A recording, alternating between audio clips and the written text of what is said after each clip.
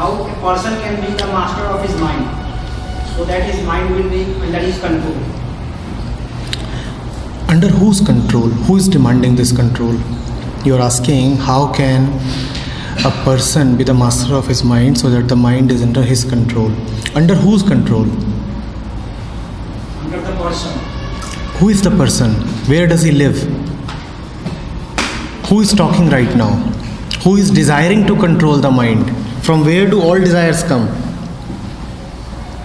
From where do all desires come? Mind.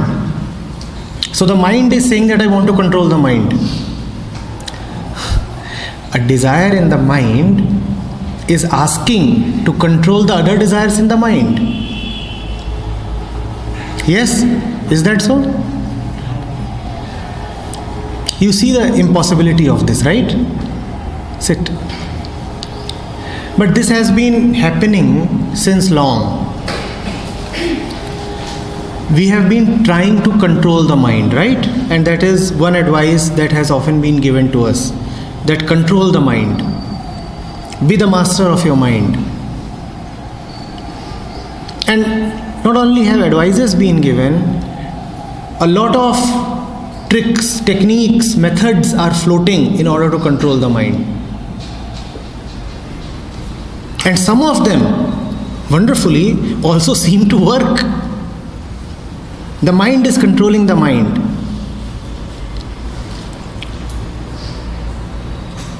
This is just a deception of the mind. And whom is it deceiving? Itself. All the games are in the mind. The mind itself is full of games. Now we come to the root of the question. When you say that you want to control the mind, what you mean to say is that the mind suffers because of its own actions, and the mind is demanding that it doesn't want to suffer anymore. Is the question more accurately put now? The mind has desires, it chases those desires, it gets hurt. The mind gets lazy, bored, tired, ambitious. Different colors. And then it has to pay the price for everything that it thinks, does, plans, executes. Right? Your experience has been that going by your tendencies and desires, you have often suffered. Has that been the experience of a few other people as well? That we let the tendencies play.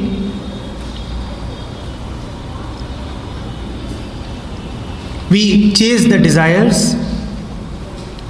Or you could say there is a system in which desires are born and then desires are chased.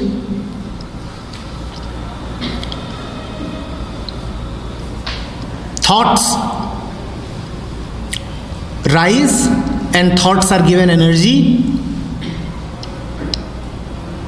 and then soon those thoughts gain a kind of life of their own and keep circulating in the mind. Have you seen that? Have you seen that? And you do not like that, right? You do not like that for the simple reason that you suffer. So when you talk of mind control, what you want is an end to the suffering that the processes of the mind bring upon itself. Remember, I am saying the suffering that the processes of the mind bring to the mind itself. Now, whatever be the process of the mind,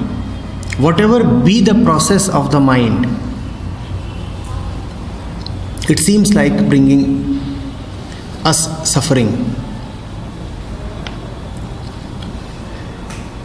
Even an attempt to end the processes is another process. Your attempts cannot be any better or bigger than what you are. You see, we try a lot of things and we don't have the energy. We find ourselves short and lazy.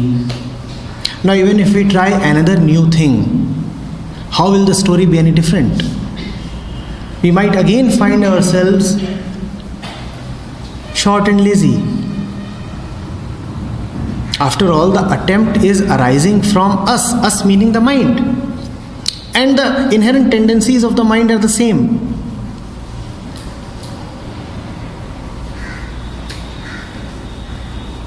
Anything arising from these tendencies cannot bring these tendencies to an end. A new thought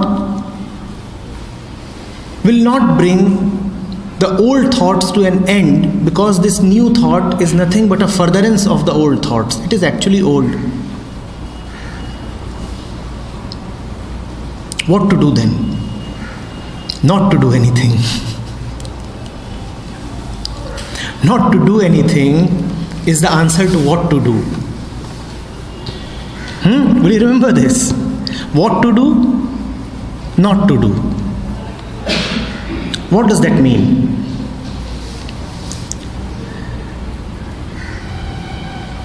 Whatever the mind does, even though it does it as a conditioned machine, yet that machine seeks its fuel from outside. Just as a car is there, a car is a conditioned machine, right? Is a car a conditioned machine or not? Its design is preset. A car cannot fly. It is conditioned to, right, run on the road. It is conditioned. Every machine is conditioned. But a car seeks its fuel from outside. No car is ever self-sufficient in terms of generating its fuel. No conditioned system is so self-sufficient that it can survive and thrive on its own. This fundamental thing has to be understood. This camera might be a self-sufficient system in terms of recording whatever is going on, but still it is dependent on somebody else for its operation and for its energy. There has to be somebody behind it to control it, and there has to be an external source from where it is gaining electrical energy. Is that so or not? Even though it is totally conditioned, yet there is then some kind of a choice available. You are the one who can make that choice. You are not the one who goes by the automatic choices of the mind. You are the one who can choose to be swept away by the mind. If you are unaware, if you are inebriated, if you are drunk, or you may be the one who can decide whether or not to give energy to the mind. Take a simple example. A thought arises.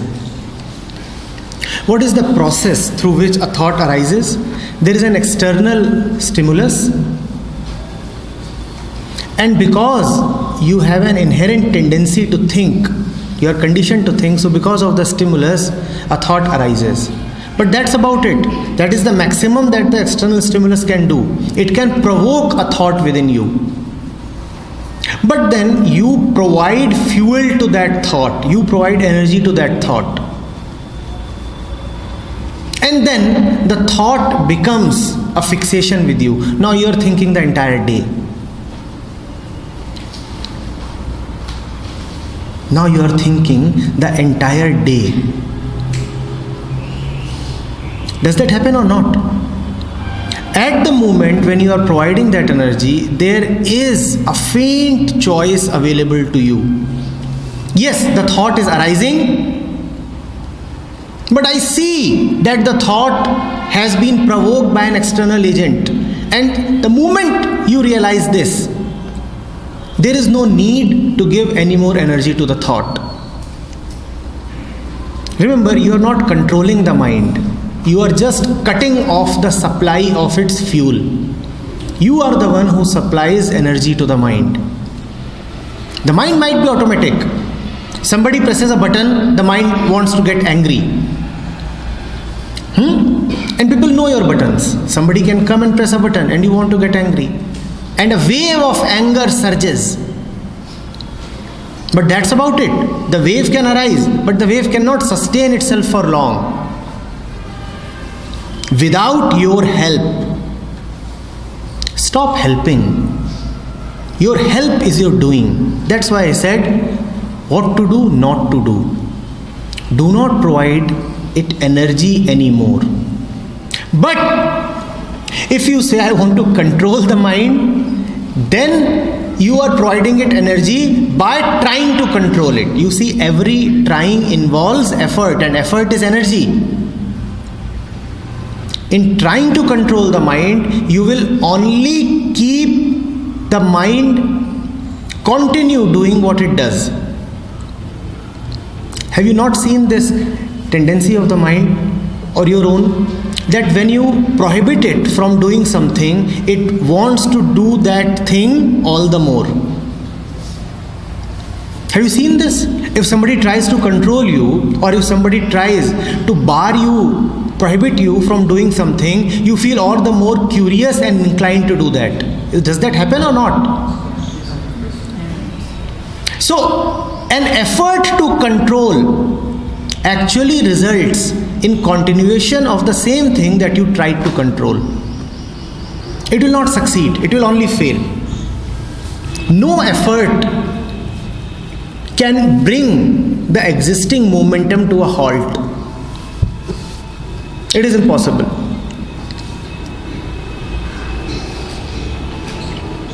Cut off the supply.